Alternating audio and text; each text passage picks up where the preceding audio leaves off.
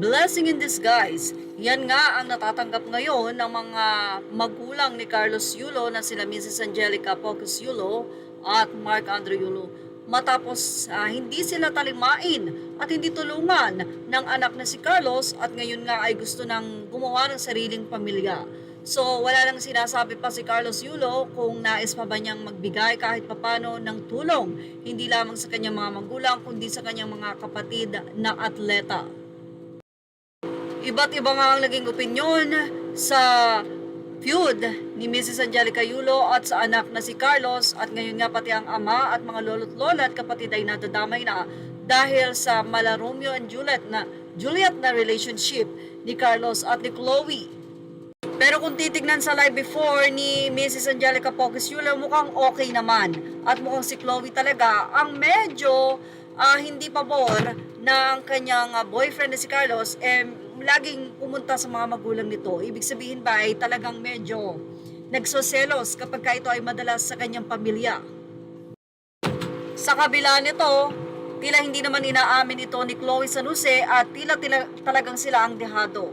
Ganun pa man, inihayag ni OG Diaz sa kanyang vlog na ang nasabing nag-sponsor kay Mrs. Angelica Pocos Yulo sa Singapore ay nais daw na gumawa ng movie o isa pelikula ang buhay ni Mrs. Angelica Yulo. Ito ang kanyang naging revelasyon at ang nasabi nga pong sponsor ng Singapore trip nito ay ang nais din mag-produce ng nasabing movie. Kaya naman tanong ni Loy, bakit daw hindi ang buhay ni Carlos? Say naman ni OG Diaz, syempre kasama na yun doon kasi iba pa rin daw at naiiba ang kwento ni Mrs. Angelica o ni Mami Angge. Yan ang naging sagot ni Ogie kay Loy. Isa pa, may regalo rin daw ang negosyanteng ito sa Yulo family. Ito ay sa pamamagitan daw ng pagpapatira sa kanila sa isa nitong bahay na worth 95 million. At hanggat kailan daw nais tumira ng pamilya Yulo doon, pero ito ay sa baler.